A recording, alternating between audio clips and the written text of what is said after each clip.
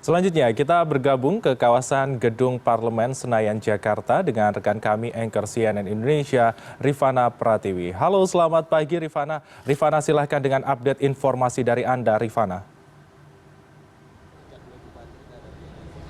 Selamat pagi Freddy, untuk ketiga kalinya saya menjadi saksi. Sebentar lagi akan dilantik pemimpin baru Indonesia, di mana kurang dari 2,5 jam kita akan mengikuti pengambilan sumpah dan janji jabatan Presiden Republik Indonesia ke-8 dan juga Wakil Presiden Republik Indonesia ke-14. Dan setelah 15 tahun melakoni karir politik, naik turun seorang Prabowo Subianto akhirnya sebentar lagi dalam beberapa saat lagi akan dilantik menjadi Presiden Republik Indonesia ke-8. Bagaimana perjalanan karir politik seorang Prabowo Subianto hingga mencapai puncak menjadi pemimpin tertinggi di Republik ini, dan bagaimana gaya kepemimpinannya ke depan. Kita akan langsung berbincang dengan politisi Partai Gerindra sekaligus sekretaris fraksi Gerindra MPR RI, Andre Rosiade. Selamat pagi Bang Andre. Pagi Nana. Dan ada Direktur Eksekutif dari Trias Politika, Mas Agung Baskoro. Selamat pagi Mas Agung. Pagi Nana, Bang Andre. Oke, Pagi, saya Mas mau Agung. ke Bang Andre terlebih dahulu ya. Bang Andre, Pak Prabowo Subianto mengikuti kontestasi pemilu presiden sejak tahun 2009 berpasangan dengan Ibu Megawati Soekarno Putri, kemudian 2014, 2019 dan juga 2024, bahkan pada tahun 2004 sempat mengikuti konvensi Partai Golkar untuk bisa dapat tiket pencalonan Pilpres begitu ya, tapi beliau tidak berhasil. Dan akhirnya sekarang ini setelah 4 kali mengikuti kontestasi, Pak Prabowo berhasil menang dan sebenarnya akan dilantik. Apakah ini puncak perjalanan karir politik seorang Prabowo Subianto, Bang Andre? Ya, begini Nana, Mas Agung dan seluruh pemirsa CNN Indonesia TV dimanapun berada, memang salah satu tujuan Partai Gerindra kita dirikan adalah ingin mengantarkan Pak Prabowo menjadi Presiden Republik Indonesia. Karena apa? Karena kami percaya bahwa pemikiran, ide-ide dan gagasan Pak Prabowo itu cocok untuk menyelesaikan permasalahan Indonesia. Inilah kita berjuang, ya. Memang 2014 Pak Prabowo kalah, 2019 kalah, tapi beliau kan pendekar, seperti yang beliau sampaikan berulang-ulang kali, bahwa kalau kita jatuh bangkit lagi, jatuh bangkit lagi, jatuh bangkit lagi. Alhamdulillah ya, 2024 ini rakyat Indonesia memberikan mandat kepada beliau ya, 58%, 96 juta. Ini adalah jumlah terbesar dalam sejarah demokrasi dunia.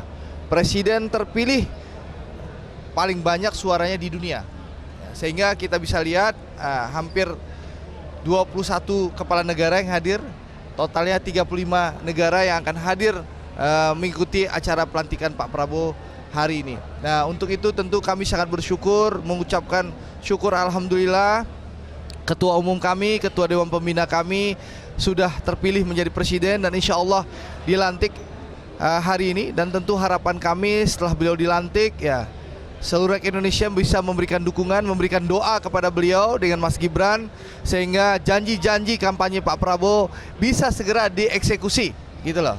Oke, tapi untuk Partai Gerindra sendiri ya, melihat perjuangan politik seorang Prabowo Subianto sebelum membentuk Partai Gerindra sampai akhirnya membentuk Partai Gerindra sebagai kendaraan politik dan akhirnya berhasil memenangkan pemilu presiden dan akan dilantik, Bang Andre melihatnya ini apa? Sebuah buah perjuangan, kerja keras, naik turun, hidup mati dalam politik atau bagaimana? Semuanya tentu mengharu biru ya. Nah, ya mulai perjuangan, ya semua jatuh bangun, semua dialami oleh Pak Prabowo. Dan saya rasa memang pantas dengan perjuangan beliau ya, bahwa beliau percaya bahwa demokrasi adalah jalan terbaik untuk bangsa Indonesia ini ya. Dan beliau mendirikan partai. Jadi beliau merangkak dari bawah ya, membangun partai, membesarkan partai sehingga Partai Gerindra hari ini ya bisa mendapatkan 86 kursi di DPR ya. Menurut saya ini perjuangan yang sangat keras dan panjang oleh Pak Prabowo. Jadi beliau tidak hanya, mohon maaf ya, hari ini masuk Partai A, besok untuk kepentingan kontestasi masuk Partai B, nanti ke depan pindah lagi ke Partai C. Pak Prabowo tidak seperti itu. Konsisten gitu Konsisten, beliau membangun partai, beliau percaya demokrasi adalah jalan terbaik. Dan memang jatuh bangun beliau alami. Ya. Dan mudah-mudahan ya pengalaman ini akan jadi modal yang baik bagi beliau dalam 5 tahun ke depan. Sehingga sekali lagi ya kita berharap ya, harapan besar masyarakat begitu besar Nana, dan kami yang ditugaskan di DPR tentu akan mengawal ya habis-habisan supaya program-program beliau bisa terwujud sehingga masyarakat Indonesia bisa menikmati ekonomi yang bangkit dan tumbuh ya, kesejahteraan rakyat bisa dirasakan oleh masyarakat, dan tentu kita harapkan Indonesia semakin guyup dan bersatu di bawah kepemimpinan Pak Prabowo. Bang Andre, ini momen sentimental ya bagi anggota fraksi Gerindra di MPR dan juga DPR dan mungkin seluruh kader Gerindra di Indonesia. Ini sangat sentimental ya. Iya, Dana. Saya ini paling malas pakai dasi, nah. Nih hari ini pakai dasi nih. Karena ketua umum saya dilantik hari ini. Jadi apa menunjukkan apa? Kami sangat-sangat bahagia ya. Sangat-sangat terharu bahwa hari ini Pak Prabowo betul-betul diberikan mandat oleh rakyat, dan hari ini perjuangan panjang kami ya untuk mengantarkan beliau bisa terwujud. Dan tentu ini mengantarkan Pak Prabowo bukan akhir segalanya, tapi awal langkah Pak Prabowo dan Partai Gerindra bekerja keras untuk mensejahterakan rakyat Indonesia. Mas Agung, 15 tahun menanti 4 kali ikut kontestasi pemilu presiden, 5 kali ya kalau di konvensi Partai Golkar ya. Anda melihat konsistensi seorang Prabowo Subianto dan kursi RI1 tidak sekali tidak pernah menang ya, kalahnya terus kalah. Betul. Saya membagi Pak Prabowo itu dalam 2 fragmen besar hidupnya. Pertama sebagai seorang prajurit, beliau the rising star, pasang karirnya, selalu berhasil, selalu sukses. Sebelum era Orde Baru dan puncaknya beliau menjadi Pangkostrat seperti itu. Tapi ketika beliau menjadi seorang politisi, fragmen surut hidupnya terjadi. Jadi pasang kemudian surut, karena disinilah mental baja berhasil membentuk seorang Prabowo, sehingga kemudian ketika dia berhasil menginstitusionalisasi idenya, dirinya dalam sebuah partai namanya Gerindra, saya kira itu puncak dari karir seorang Prabowo. Sehingga kemudian ketika sekarang dia terpilih menjadi presiden, saya pribadi nggak terlalu kaget. Kenapa? Karena ini sudah dibentuk melalui proses yang panjang. Apalagi ada banyak ikhtiar-ikhtiar elektoral yang dilakukan bukan hanya oleh Pak Prabowo, tapi teman-teman Gerindra termasuk Bang Andre di sana yang secara konsisten membuat Gerindra ini punya diferensiasi khusus, punya cara pandang yang berbeda dari partai-partai nasionalis yang lain juga. Nah, di titik itulah saya kira Pak Prabowo berhasil kemudian menjadikan ya dirinya bukan hanya sebagai seorang politisi. Saya kemudian merujuk fragmen ketiga hidup Pak Prabowo sebagai seorang negarawan, karena dalam beberapa kebijakan keputusan politiknya baik di pilkada, kemudian di pileg, dan terakhir di pilpres ini ada banyak hal-hal yang saya kira bukan lagi sebatas politisi yang dia bayangkan, tapi seorang negarawan seperti itu. Nah, jadi dilantik menjadi Presiden Republik Indonesia yang ke-8 dengan sebutan Jenderal 08. Ini apa Anda lihat? Ini kan gimana ya? Suatu kebetulan atau memang bagaimana ya? Ini karena sebutannya Pak Prabowo kan Jenderal 08 ya. Dan beliau dilantik menjadi Presiden Republik Indonesia ke-8. Gimana Anda melihatnya? Ya, kalau bisa dilihatnya pertama secara saya susah untuk tidak mengatakan politik itu dikondisikan by design, karena memang 08 didapat ketika beliau masih menjadi prajurit. Kemudian 08 berikutnya beliau dapatkan ketika menjadi politisi. Jadi pendekatannya hybrid. Jadi pendekatan yang memang secara alami terjadi karena dia dibesarkan di medan pertempuran, medan juang, tapi di 08 berikutnya diambil, didapatkan dari medan seorang menjadi seorang politisi. Jadi pendekatan 2 itu yang membuat ketika melihat Jenderal 08 terjadi, ini adalah pendekatan seorang prajurit politisi, seorang politisi yang telah lama menjadi berkiprah di militer seperti itu. Seorang prajurit dan juga politisi, artinya Pak Prabowo sudah bertransformasi. Mas Agung mau bilang begitu ya, tapi saya mau ke Bang Andre. Bang Andre, tadi kalau melihat fragmen perjalanan karir politiknya Pak Prabowo dari mulai rising star, kemudian sempat surut, kemudian naik lagi. Jadi kita melihat ada transformasi seorang Prabowo Subianto ketika menjadi rising star, kemudian terbuang begitu dalam tanda kutip, sempat stateless, dan kemudian tumbuh lagi, lahir lagi menjadi seorang politisi, kalah lagi, kemudian menang. Akhirnya Anda melihat sebagai kader Gerindra, transformasi seorang Prabowo Subianto seperti apa, Bang Andre? Ya, memang Pak Prabowo itu mengajarkan kepada kami bahwa kita harus punya semangat pendekar. Jadi kalau kita jatuh Mas Agung, kita harus bangkit lagi. Jatuh kita bangkit lagi. Sehingga Pak Prabowo ya sekali lagi ya, Pak Prabowo sekali lagi menjalankan hidupnya seperti itu. Ya beliau berjuang sesuai keyakinan beliau ya. 2009 mendampingi Ibu Mega ternyata kalah. Lalu beliau mengulangi lagi 2014 yang harusnya kami yang meyakini itu menang, ternyata juga kalah. 2019 diulangi ternyata kalah. Tapi Pak Prabowo tetap bangkit lagi. Dan ini menjadi pemacu semangat kami bahwa ketua umum kami pun semangat. Tentu kader-kader harus jauh lebih semangat. Jadi menurut saya Nana, pelajaran hidup Pak Prabowo ini harus menjadi motivasi kita, khususnya generasi muda dalam mencapai cita-cita dan juga dalam rangka memperbaiki bangsa Indonesia ini. Jadi saya rasa Nana, ini momentum Pak Prabowo dan Mas Gibran ini dilantik hari ini, mari kita jadikan momentum kita bersatu, bergotong royong membangun bangsa. Baik. Kita akan sambil melihat ya Bang, bahwa ini adalah perjalanan, gambar perjalanan Pak Prabowo Subianto yang sebentar lagi akan dilantik begitu ya, gambar perjalanan dari rumah dinas Menteri Pertahanan di Kompleks Widya Chandra menuju ke rumah pribadinya Pak Prabowo di Kertanegara. Kita lihat iring-iringannya. Jadi tadi kami mendapatkan informasi, teman-teman wartawan mendapatkan informasi sebelum dilantik nanti pada pukul 10 pagi Pak Prabowo sempat berolahraga terlebih dahulu. Beliau melakukan rutinitas olahraga favoritnya yakni berenang begitu ya. Jadi Pak Prabowo sempat berenang di Kompleks Widya Chandra di rumah dinas Menteri Pertahanan. Kemudian setelah berenang mungkin beliau sarapan terlebih dahulu, dan dari rumah dinas Menteri Pertahanan di Widya Chandra beliau bertolak ataupun menuju ke rumah pribadi di Kertanegara. Nah di Kertanegara inilah beliau nanti akan berangkat bersama dengan iring-iringan ataupun rombongan keluarga seperti adik kandungnya Pak Prabowo ya, Pak Hasyim Joyo Hadikusumo, kemudian keponakannya Mbak Rahayu Saraswati, kemudian Mas Budi Satrio Jiwandono sekaligus ketua fraksi Gerindra di DPR RI. Jadi ini adalah iring-iringan perjalanan dari Pak Prabowo Subianto dari rumah Dinas Menteri Pertahanan di Kompleks Widya Chandra menuju ke rumah pribadi di Kertanegara. Banyak sekali kemudian kolega ataupun rekan-rekannya Pak Prabowo yang sudah menanti kedatangan Pak Prabowo, ingin melepas Pak Prabowo berangkat dari Kertanegara menuju ke gedung MPR DPR Senayan Jakarta, karena nanti iring-iringan dari Kertanegara menuju ke gedung DPR MPR ini sudah masuk ke protokol kepresidenan. Pak Prabowo sudah didampingi oleh Pas Pampres gitu ya, atau pasukan pengamanan presiden beserta dengan para ajudannya untuk menuju ke gedung MPR DPR Senayan Jakarta. Dan setelah menuju ke gedung MPR Senayan Jakarta, nanti Pak Prabowo akan menyapa terlebih dahulu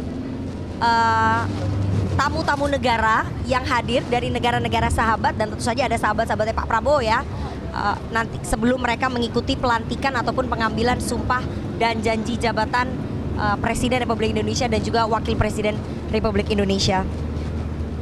Iring-iringannya masih berlangsung, dan sambil kita lihat, ini adalah iring-iringan mobil dari rombongan Pak Prabowo Subianto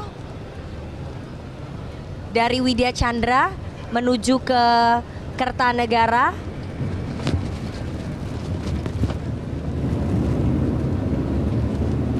Kita lihat tim CNN Indonesia berada tepat di belakang rombongan dari Presiden terpilih Prabowo Subianto.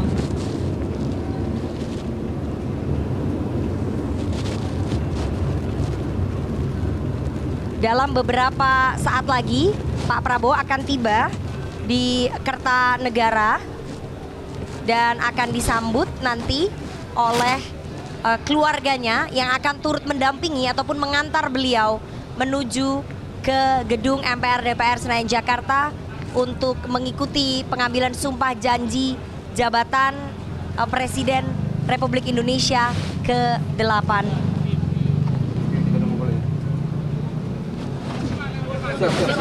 Oke, siap.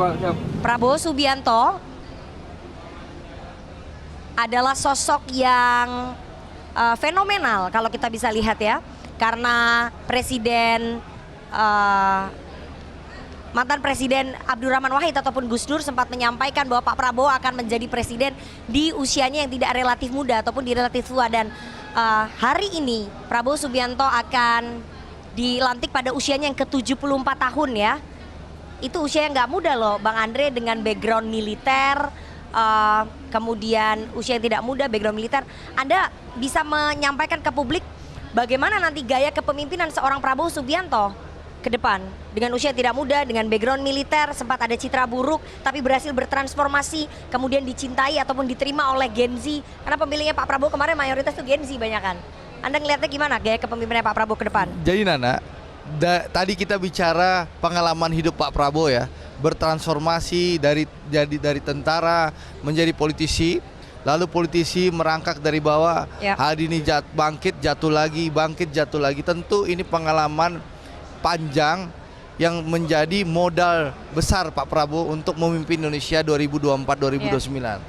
Saya rasa apa cara kepemimpinan beliau jelas disampaikan oleh beliau berulang kali dalam kampanye, bahwa beliau ingin menciptakan pemerintah persatuan, bahwa beliau ingin menciptakan semangat gotong royong. Kita harus guyup, kita harus bersatu, bahwa salah satu syarat Indonesia bisa menjadi negara besar adalah elitnya harus bersatu. Nah, cara ini yang saya yakini Pak Prabowo akan memimpin Indonesia. Beliau akan memimpin dengan tegas tentunya, memberantas korupsi, tapi dengan sejuk dan santun, dan rangka merangkul rakyat dan memenuhi janji-janji beliau. Nah, harapan kami tentu setelah Pak Prabowo, Nana, bergerak cepat ya Mas Agung. Ini kan cara baru ya, diumumkan, lakukan pembekalan. Lalu setelah nanti dilantik tanggal 21 dan tanggal 22 itu akan dikumpulkan lagi. Berarti kan ingin membangun chemistry, ingin membangun tim, ingin membangun super tim. Nah, harapan kita tentu menunjukkan bahwa Pak Prabowo punya semangat ingin berhasil.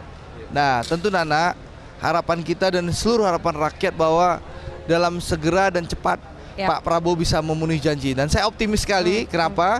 Karena Pak Jokowi membantu transisi pemerintahan dengan baik. Apa yang dilakukan dibantu oleh Pak Jokowi, contoh bagaimana APBN 2025 ini menyiapkan 71 triliun untuk makan siang bergizi gratis. Cukup mulus lah ya. Artinya relatif apa? Mulus lah transisi harapan kita pemerintahannya. Januari ini mudah-mudahan ya, insya Allah ya, makan siang bergizi gratis bisa dilaksanakan di sebagian daerah Indonesia. Lalu apa lagi? Pak Jokowi membantu Pak Prabowo menyiapkan anggaran untuk apa? Memenuhi janjinya untuk merenovasi infrastruktur sekolah, kelas, MCK. Itu 20,3 triliun, itu dana yang besar, dan itu dibantu oleh pemerintah Pak Jokowi sehingga Pak Prabowo bisa langsung eksekusi. Lalu apa lagi? Contoh bagaimana anggaran untuk cetak sawah dan intensifikasi sawah kita. Karena Pak Prabowo ingin Indonesia nih punya kedaulatan pangan. Kita bisa swasembada pangan. Jadi insya Allah dengan transisi yang sangat mulus dari pemerintah Pak Jokowi ke Pak Prabowo, insya Allah dengan dukungan kita semua ya, doa kita semua rakyat Indonesia, mudah-mudahan Pak Prabowo segera bisa mengeksekusi janji-janji beliau. Mas Agung, kalau tadi semangatnya adalah semangat persatuan yang ingin dibawa oleh seorang Prabowo Subianto. Tapi Anda melihat gaya kepemimpinan seperti apa yang akan ditampilkan oleh Pak Prabowo yang sudah bertransformasi ini? Saya harus bilang ya, Pak Prabowo sekarang bertransformasi karena image-nya ketika 10 tahun yang lalu, 2014 ya Bang Andre ya, dan 2019 saya sempat mengikuti kampanyenya Pak Prabowo, pada saat itu kurang bisa diterima, tapi sekarang Pak Prabowo tampaknya sudah bertransformasi dengan pemilihnya, lebih bisa diterima. Jadi gaya kepemimpinannya akan seperti apa Anda melihat? Padahal background militernya juga kuat, mantan Pangkostrat, mantan Dirjen Kopassus, dan saya tadi dikoreksi oleh Pak Sufmi Dasko Ahmad yang nonton dialog kita. Jadi usianya Pak Prabowo itu 73. Bang Andre nggak koreksi saya tadi. Jadi 73 tahun nih pada saat dilantik begitu. Silakan Mas Agung, gaya kepemimpinannya Pak Prabowo seperti apa? Seorang Indonesianis namanya Herbert Fade itu sering membagi tipologi kepemimpinan di negeri kita dalam dua kategori. solidarity makers Oke. sama administratif. Hmm. Nah, saya melihat awal muasal Pak Prabowo memimpin itu seringkali mengilustrasikan seorang Soekarno muda ya, Ya. solidarity makers. gitu. Solidarity makers. Iya. Oke, Nah, begitu gimana tuh Nah, maksudnya? artinya dia bisa mengepul massa, mengepul publik, mengepul rakyat untuk mendukung ide-ide besarnya. Nah, kepemimpinan macam ini harus didukung seorang administrator yang handal. Jadi tipikologi kedua itu administratif. Administrator yang handal itu ya wapresnya, menteri-menterinya. Karena orang yang punya solidarity maker ini makro manajemen. Nah. Oke. Dia harus punya orang-orang atau tim yang super tim tadi kata Bang Andre yang handal di mikromanajemennya. Oke. Kalau tidak, ini akan kopong, akan hampa, akan rusak, akan hancur. Nah, sehingga urgensi memilih anggota kabinet itu menjadi penting orang-orang yang teknokratis Ya. ketimbang yang politis, walaupun dua hal ini tidak bisa dipisah Oke. seperti itu. Tapi yang jelas dengan bayangan kepemimpinan Pak Prabowo seperti itu, saya kira timnya harus benar-benar cakap, langsung membantu beliau untuk mengeksekusi, bukan lagi membuat narasi lagi, mengeksekusi, mensistematisasi itu, membuat itu menjadi hal-hal yang konkret, Oke. kebijakan yang langsung dirasakan oleh masyarakat. Jangan lagi bermain narasi, berwacana, karena ini bisa mendekonstruksi apa yang dibawa Pak Prabowo seperti Oke, itu. jadi tipikal kepemimpinannya Pak Prabowo adalah solidarity makers. Makanya dibutuhkan turunan ke bawahnya, para pembantunya ini seorang administrator yang handal, mikromanajemen. Karena kalau tidak, kepemimpinan Pak Prabowo yang kuat, saya harus bilang ya, Ya. kepemimpinan Pak Prabowo itu kuat. Itu tidak akan bisa turun ke bawah begitu Bang. Jadi nanti eksekusinya akan kurang baik kalau tidak ada administrator yang detil begitu. Ya, Nana, makanya kan Pak Prabowo mempersiapkan kabinet ini secara matang ya. Kita lihat pemilihan-pemilihan kabinet ya, bagaimana kita lihat begitu banyak profesional ya. Bahkan misalnya administrator, Pak Prabowo mempercayakan kepada Prasetyo Hadi sebagai Mensesnek. Kenapa? Dia tahu, Pak Prabowo tahu persis kinerja Prasetyo Hadi. Prasetyo Hadi pun mengetahui keinginan Pak Prabowo. Kalau memang betul diumumkan jadi Mensesnek ya. Sesnek. Ya, kan itu berita Udah pasti ya. sepertinya ya. Udah. Yang kedua, Nana, bagaimana tadi komandan saya Bang Dasko yang Nana Ya, sebutkan. ya. Beliau ditugaskan oleh Pak Prabowo di DPR. Ya. Ya, mengawal dan menjaga agar pemerintah ini benar-benar bisa mewujudkan janji-janjinya. Ya. Itu menunjukkan apa? Bahwa sinergisitas antara pemerintah dan Eksekutif DPR, dan legislatif eksekutif berjalan dan ya. DPR berjalan Oke. dengan baik Ya, gitu. ya. Bahwa semuanya dipersiapkan oleh Pak Prabowo dengan baik dalam 6 bulan terakhir ini dalam rangka persiapan pelantikan beliau. Insya Allah kabinetnya mampu bekerja dan kami di bawah kepemimpinan Bang Dasko di DPR nanti juga akan mengawal Oke. dengan baik, berkomunikasi dengan baik dengan seluruh partai politik yang ada di DPR ini ya. Kita bahu-membahu agar pemerintah bisa mewujudkan janji-janji kampanye. Sehingga apa? Kalau pemerintah bisa mewujudkan janji-janji kampanye, yang diuntungkan siapa? Rakyat Indonesia. Ya, Dan tentu itulah saja. tujuan Pak Prabowo Itu menjadi makanya Presiden jangan ada Republik Indonesia. narasi-narasi lagi Bang. Ya, Harus eksekusi kalau kata ini Mas nggak Agung. akan ada narasi lagi. Ya. Ini duet maut nih. Oke. Pak Prabowo akan memimpin di kabinet nanti sebagai Ya. presiden. Komandan saya Bang Dasko akan mengawal di DPR Oke, gitu loh. oke. Bersama Ya. tentu pimpinan DPR Ya. yang lain, Mbak Puan dan yang lain-lain, Ya. termasuk seluruh fraksi yang ada. Karena rasa saya ini nak, pelantikan hari ini nak, saya merasakan suasana guyup ya. Ya. Suasana sejuk dari Oke. seluruh Karena partai mayoritas, politik. ya, karena Bukan, mayoritas dari seluruh partai politik termasuk menerima, ya kan? saudara-saudara kita, Oke. sahabat-sahabat kita, teman-teman kita dari PDI Oke. Perjuangan. Baik. Saya rasa Pak Baik. Prabowo di dalam akan disambut dengan meriah Oke. dari seluruh partai dan kelompok DPD nantinya. Oke, saya mau ke Mas Agung ya. Mas Ya. Agung, Pak Prabowo dikenal sebagai zero enemy. Ya. Semuanya tampaknya bisa menerima Pak Prabowo. Nanti saya akan bahas lebih dalam apakah betul-betul menjadi zero enemy sehingga itu akan memudahkan Pak Prabowo ataupun memuluskan Pak Prabowo pada awal-awal pemerintahannya. Karena bekalnya aja sudah mayoritas ya di Betul. parlemen ya, seperti yang tadi disampaikan oleh Bang Dasko. Tapi apakah betul seperti itu? Tapi kita harus jeda terlebih dahulu. Jangan kemana-mana, tetap bersama kami.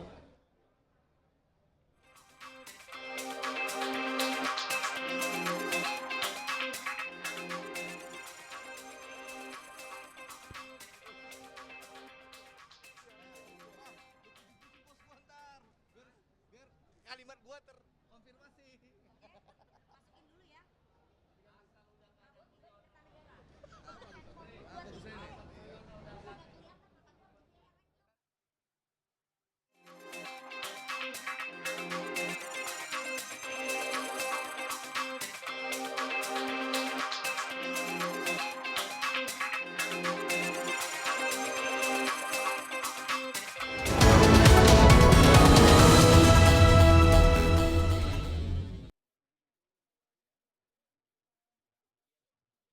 Selamat pagi pemirsa, kita kembali lagi langsung dari gedung DPR MPR Senayan Jakarta.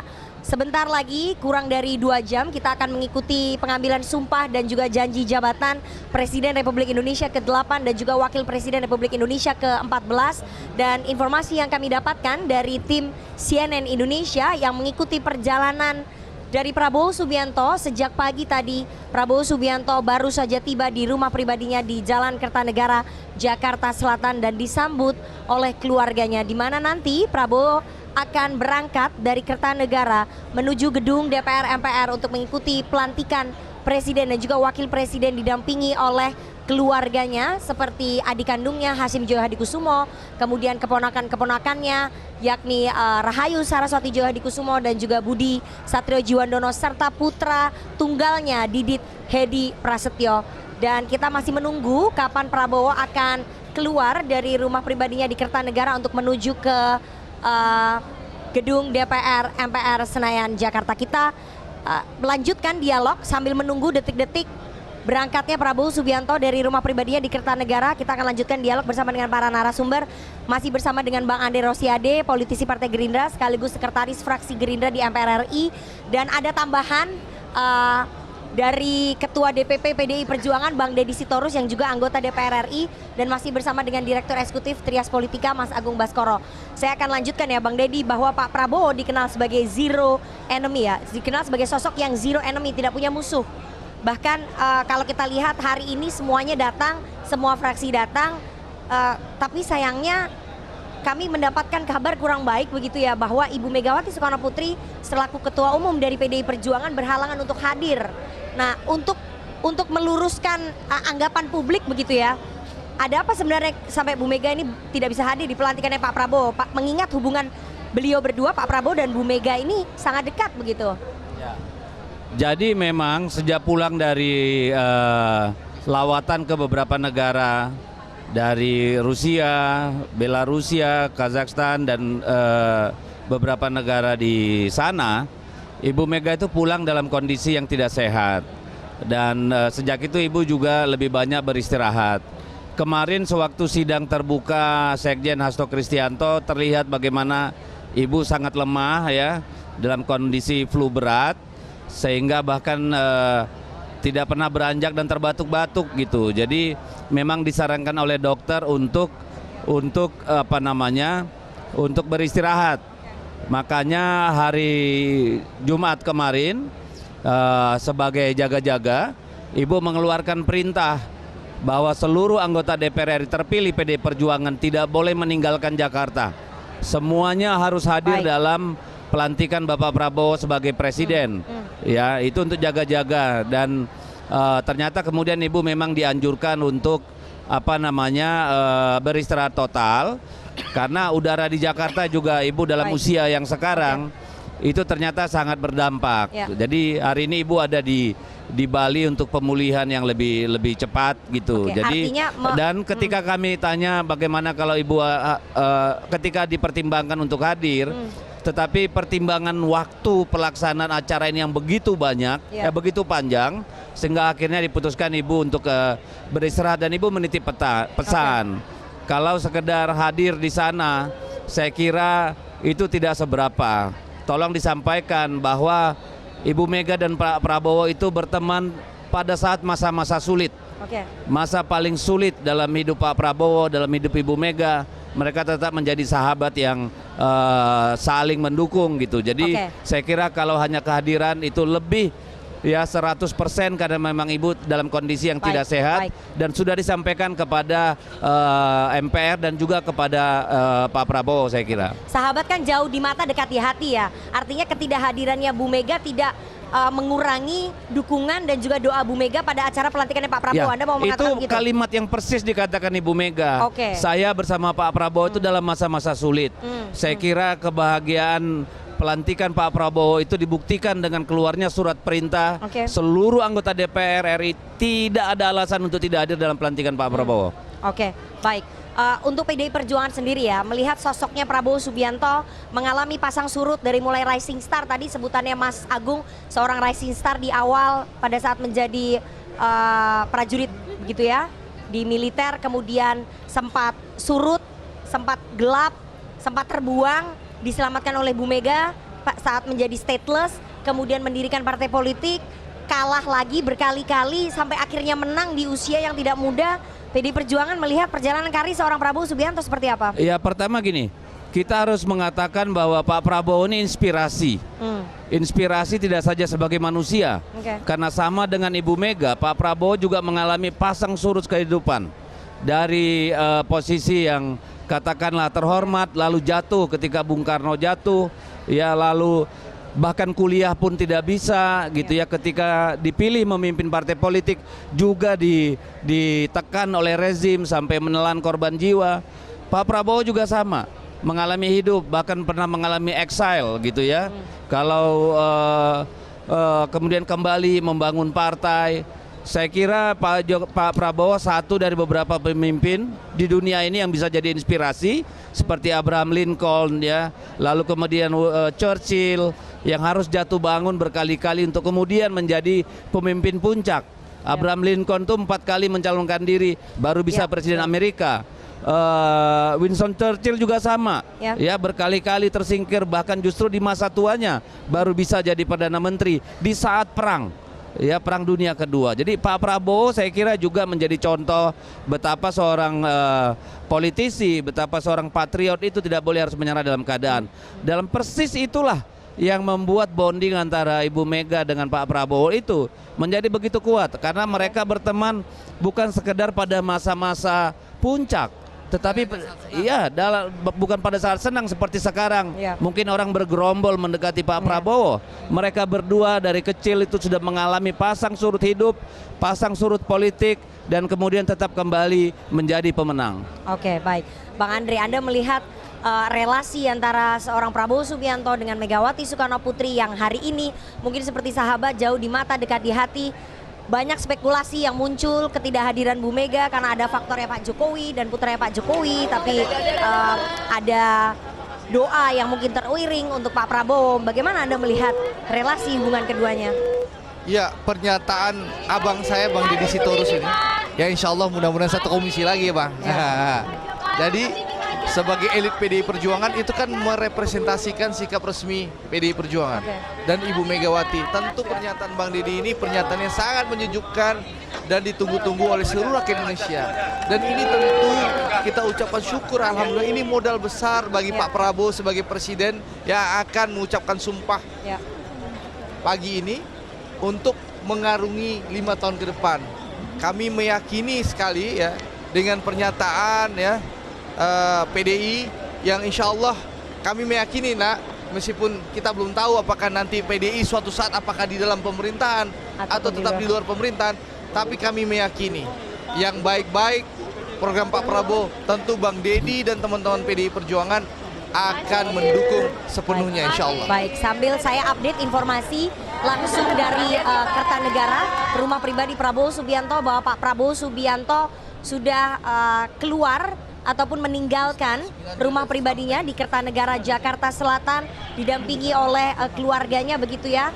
Ini adalah detik-detik Pak Prabowo sebentar lagi akan keluar ataupun meninggalkan Kertanegara, masih menggunakan mobil pribadinya. Dan nanti setelah beliau dilantik sebagai Presiden Republik Indonesia ke-8 baru akan menggunakan kendaraan dinas RI1, menggunakan kendaraan pribadinya. Pak Prabowo baru saja meninggalkan rumah pribadinya di Kertanegara, Jakarta Selatan untuk menuju ke gedung DPR MPR Senayan Jakarta. Informasi yang kami dapatkan bahwa Pak Prabowo nanti begitu tiba di gedung DPR MPR Senayan Jakarta akan menyapa terlebih dahulu tamu-tamu negara yang sudah hadir untuk mengikuti jalannya pengambilan sumpah janji dan juga jabatan dari RI1 dan juga Wapres begitu ya, di ruang delegasi, baru nanti menuju ke ruang tunggu ataupun holding room sebelum nanti menuju ke ruang sidang paripurna MPR DPR. Kita akan kembali ke para narasumber begitu ya. Tadi Bang Andre mengatakan bahwa hubungan keduanya seperti sahabat. Bang Deddy juga mengatakan seperti itu. Saya mau ke Mas Agung. Mas Agung, Anda melihat bahwa Pak Prabowo zero enemy, bahkan elit-elit PDI Perjuangan sudah mengatakan bahwa dua elit ini, Bu Mega dan Pak Prabowo adalah sahabat. Ini adalah modal ya bagi Pak Prabowo untuk menjalankan pemerintahannya ke depan dengan dukungan parlemen lebih dari 80%. Ini adalah modal awal yang sangat kuat menurut Anda karena beliau adalah zero enemy, diterima oleh semuanya. Iya, di politik kita nggak ada enemy sebenarnya, Nak. Oke. Oponen ya, lawan politik. Karena kalau enemy nanti bahaya politik kita. Itu pertama. Yang kedua, modal Pak Prabowo untuk memimpin kita besar selain modal dari legislatif yang tadi hampir 80% lebih, juga dukungan oleh publik. Terkonfirmasi dari survei Litbang Kompas terbaru per September, itu terhadap Pak Prabowo dukungan publik hampir mencapai 75%. Mas Gibran juga 71%. Jadi cukup tinggi. Respondennya 1.200, jadi margin of error-nya hanya plus minus 3% seperti itu. Ini Jadi, survei siapa nih? Litbang Kompas. Oh, 81 citra positif. Bukan citra positif, dukungan publik Oke, terhadap dukungan Pak Prabowo publiknya ya. 75%. Tapi citra positifnya 81, citra baik. 81 dukungan parlemen, sorry. Oke. Ya, jadi 75% itu dukungan publik dari survei Litbang Kompas, ke Mas Gibran 71%. Jadi cukup tinggi, artinya modal di legislatif sudah oke, modal di publik juga demikian. Sehingga ini tinggal Pak Prabowo dengan timnya, kabinetnya, apakah bisa menemui klimaks. Ya karena kalau tidak, kalau kinerja kurang perform, kemudian capaian-capaiannya lambat, bisa-bisa Bang Deddy Sitorus muncul sama teman-teman PDIP untuk mengawal, mengawasi, mengkritisi, bahkan mengorkestrasi publik dalam konteks di jalanan misalkan, ekstra parlementer. Nah saya kira ini penting dan saya berharap terus bahwa Bang Deddy dan teman-teman tetap di luar Bang, seperti itu. Oke. Kalau di luar Belum ada panas loh. keputusannya. Soalnya Bu Mega sama Pak Prabowo belum ketemu. Begitu. Tapi dengan modal awal yang sangat tinggi ya. Betul. Mengingat kemarin approval ratingnya Pak Jokowi adalah 74%. Ya. Dan Pak Prabowo di angka 75. 75. Artinya ini untuk transisi dari Pak Jokowi ke Pak Prabowo relatif Mulus sekali. mulus ya. Karena dari ditinggal 74% Pak Jokowi masuk ke Pak Prabowo 75%. Ya. Jadi setahun pertama turbulensinya atau penerimaan publiknya akan bagus ya. Tergantung kabinetnya, nah. Oke. Kalau kabinetnya nggak maksimal tadi ya, mikromanajemennya nggak jalan, ini bisa menjadi bumerang politik buat Pak Prabowo dengan narasi-narasi besarnya. Oke. Nah saya kira memang untuk pelantikan kabinet nanti atau nanti malam pengumuman misalkan, itu idealnya memang diseleksi lagi orang-orang yang sudah dipanggil kemarin. Jangan sampai ini menjadi beban beliau ketika memimpin kita ke depan. Karena kita tahu ya, bobot politiknya sangat kuat, sementara bobot teknokratiknya so-so lah seperti itu. Nah saya harapannya masih mikir bahwa ini bisa lebih proporsional lagi. Dalam artian bobot teknokratik kuat, bobot politik sama kuat, dan itu bisa membantu Pak Prabowo mengeksekusi banyak ide-ide besarnya tadi seperti Oke, itu. jadi tergantung Bang Andre, tergantung dengan kabinetnya Pak Prabowo nanti, bahwa solidarity maker, leadershipnya Pak Prabowo sudah kuat, tapi kalau kabinetnya nanti kurang baik, modal awal yang 75% itu akan gampang tergerus, akan gampang turun. Ini bagaimana, Ya tentu Bang kita Andre? memahami apa yang disampaikan oleh Mas Agung ya, dan juga publik ya. Nah untuk itu kan ini dipersiapkan dengan matang oleh Pak Prabowo. Belum pernah kita lihat setelah diumumkan lalu dilakukan pembekalan 2 hari. Ini baru pertama kali Ya, dalam sejarah. dalam sejarah. Iya. Lalu yang dipilih kedua, dulu, ya. dibekali, baru dilantik. Nah, gitu. setelah dilantik pun nanti akan ada pembekalan ulang. Ya. Ada retreat nanti. Mungkin 3 atau 4 hari itu di Magelang. Itu menunjukkan apa? Memang Pak Prabowo serius bersama kabinetnya untuk bekerja. Nah, setelah diharapkan nanti setelah keluar dari Magelang ya akhir Oktober kabinetnya setelah terbentuk kesulitan ya mereka langsung tancap gas. Sehingga kekhawatiran kita bahwa kabinetnya hanya berwacana tidak bisa mengeksekusi seperti disampaikan Nana itu bisa terjawab.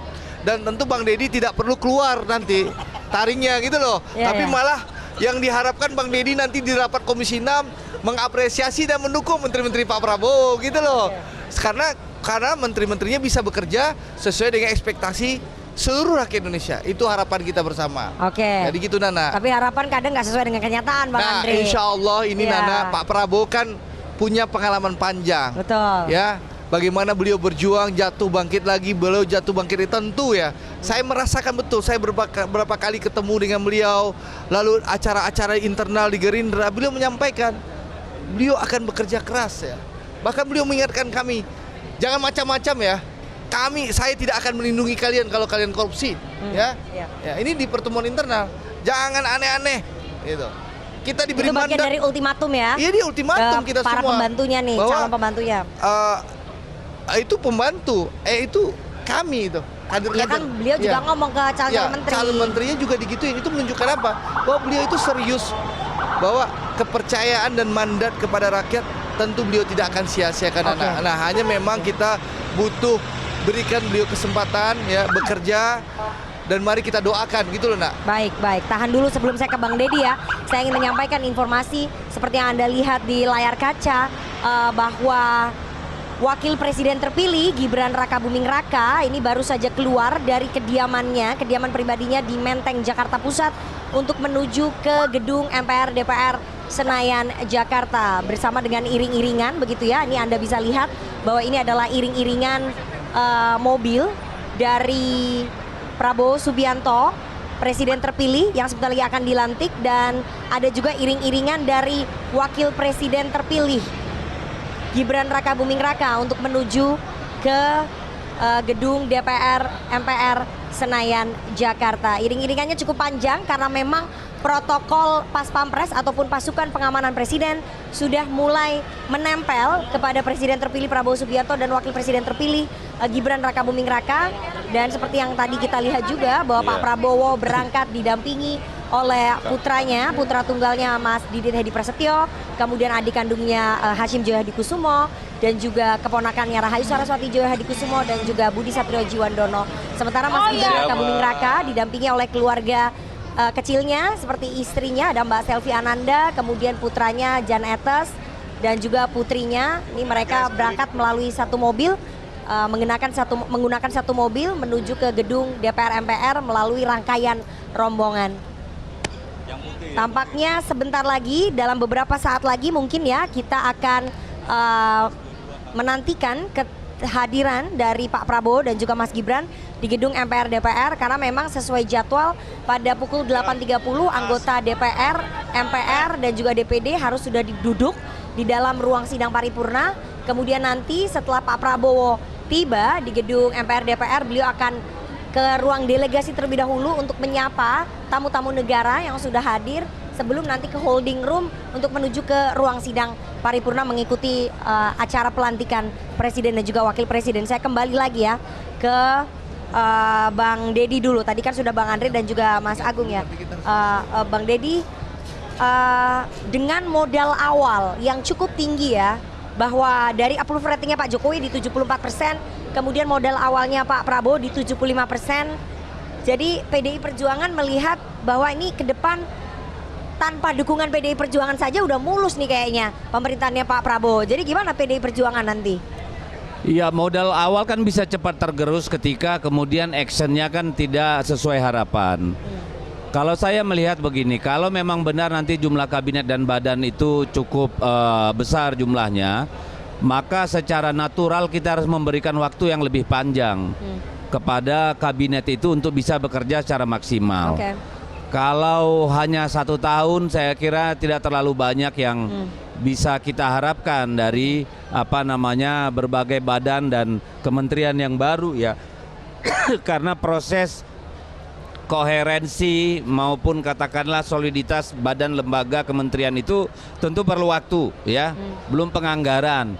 Yang kita harapkan mungkin dalam 100 hari atau 6 bulan pertama itu ada arah dan kebijakan yang jelas ya, dari kabinet dan pemerintahan, sehingga rakyat tahu, oh ini Pak Prabowo pemerintahnya menuju ke sana, step-stepnya sudah mengarah ke sana, sehingga kepercayaan publik, kepercayaan pasar, kepercayaan internasional itu kemudian memberi energi lebih gitu ya. Nah itu yang kita harapkan, jangan sampai proses teknokratik birokratik justru menghalangi ya proses yang lebih besar yang berdampak terhadap kepercayaan rakyat terhadap pemerintahan Pak Prabowo. Oke, proses teknokratik dan juga birokratik itu kata kuncinya ya Bang Andre, mengingat banyak yang menilai bahwa kabinetnya Pak Prabowo ini besar karena memang menurut Pak Prabowo ini Indonesia tuh negara besar, jadi butuh kabinet yang besar. Tapi persoalannya kalau Pak Prabowo dengan leadership yang kuat tapi ingin bergerak cepat, persoalannya akan terbentur oleh masalah-masalah birokratik dan juga teknokratik. Ini bagaimana ya Bang Andre nanti ke depan?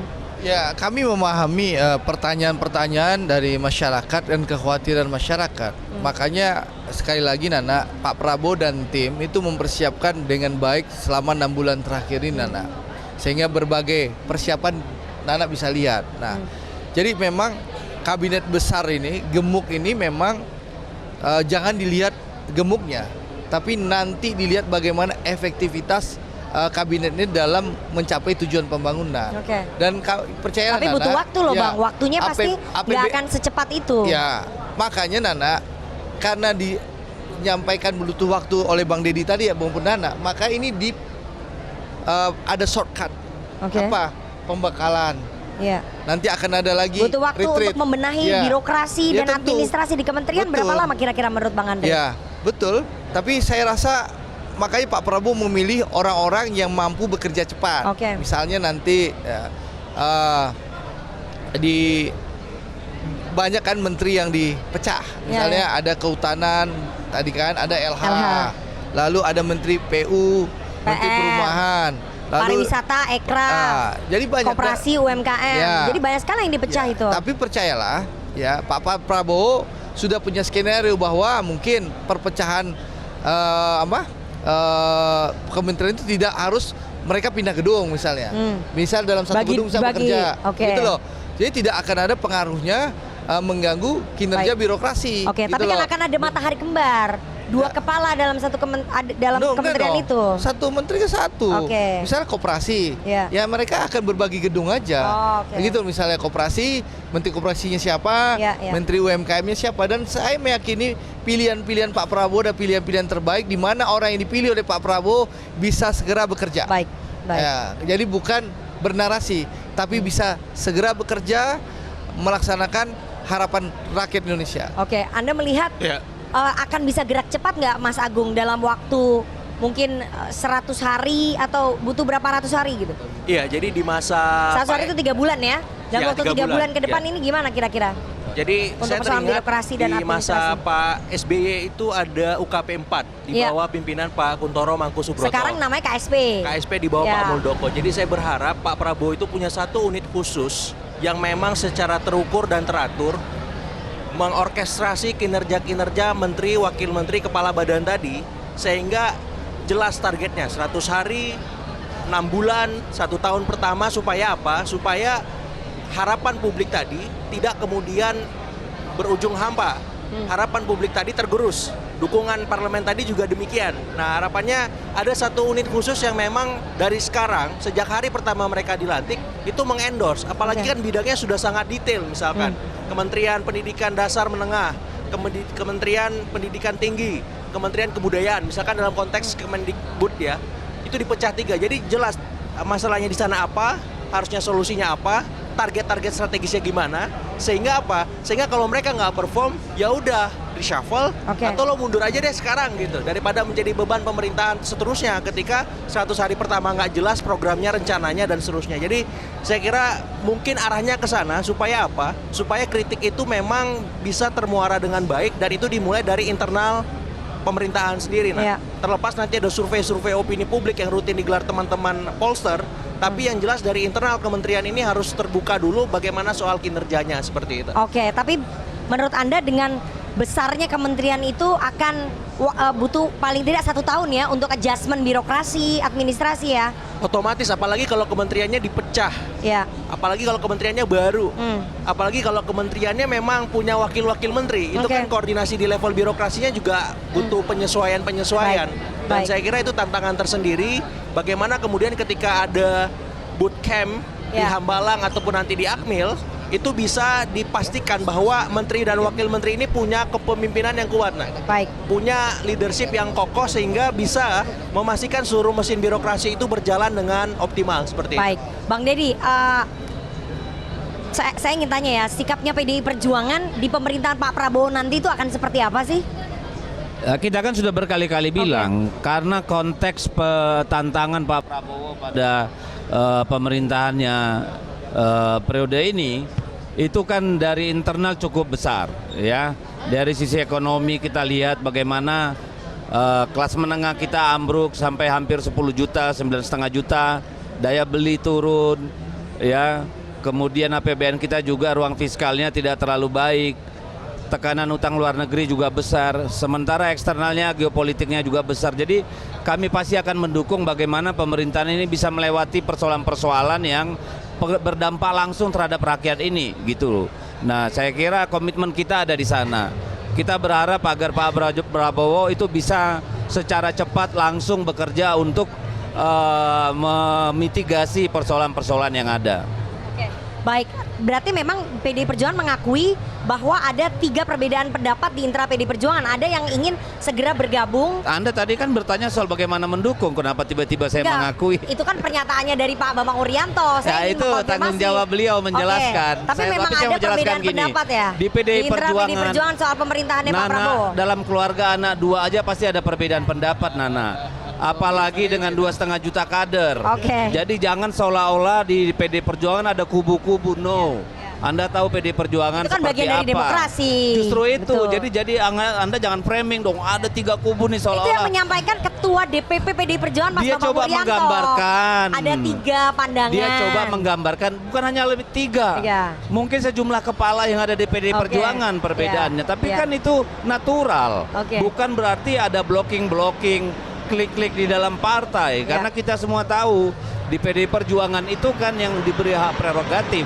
Itu kan Ibu Megawati. Sama dengan kalau pemilihan kepala daerah, pemilihan presiden, pasti ada banyak pikiran si A, si B, opsi A, opsi B. Tapi itu kan semua adalah bagian dari demokrasi internal yang ada di partai. Jadi jangan di framing bahwa seolah-olah ada 3 kelompok nih yang menekan. Siapa yang bisa menekan Ibu Mega? Tidak ada. Ada pandangan-pandangan yang berbeda di internal PDI Perjuangan. Ada yang ingin cepat-cepat PDI Perjuangan bergabung ke pemerintahannya Pak Prabowo. Ada yang ingin bergabung tapi nanti setelah Kongres di bulan April. Ada yang tidak ingin bergabung, oposisi saja. Memang ada pandangan-pandangan itu ya? Loh, banyak pandangan yang lain. Ya bukan hanya 3. Ada yang memandang misalnya bahwa jangan sekarang, nanti. Ada yang berpandangan ini harus proksi. Jadi kalau saya jelaskan ini sampai selesai pelantikan nggak kelar-kelar, Nana. Jadi jangan beri kesan ke publik bahwa ada 3 kubu besar di PDI Perjuangan yang kemudian menekan mempengaruhi Ibu Megawati. No. Tapi itu Bu Mega mempertimbangkan itu dong. Suara rakyat jual sayur di pasar aja dipertimbangkan Ibu Mega, apalagi pendapat kader-kadernya. Bang Andre, tapi sebagai sahabat gitu ya, Pak Prabowo dan juga Partai Gerindra ingin PDI Perjuangan bersama atau ya lebih baik di luar aja ada check and balances? Karena Nasdem kan memilih mendukung pemerintah tapi tidak ada di kabinet. Nana, dari awal kalau Nana mengikuti kampanye Pak Prabowo, beliau selalu menyampaikan bahwa beliau ingin mengajak seluruh kekuatan yang ada untuk bersama-sama gotong royong membangun bangsa dan negara. Ya, itu kan yang disampaikan Pak Prabowo ulang-ulang. Jadi apa intinya? Tentu Pak Prabowo berharap ya seluruh stakeholder, seluruh partai politik, seluruh kekuatan politik bisa bersama-sama dengan beliau.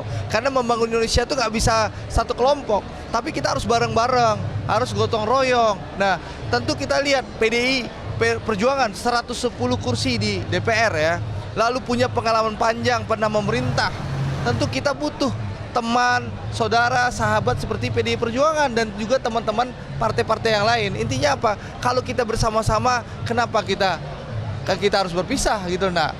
Karena sekali lagi masalah bangsa ini begitu banyak. Kita harus sama-sama gotong royong membangun bangsa. Dan saya optimis ya bahwa apapun posisi PDI Perjuangan nanti ya, PDI tetap akan memberikan dukungan penuh terhadap kebijakan-kebijakan Pak Prabowo yang pro rakyat.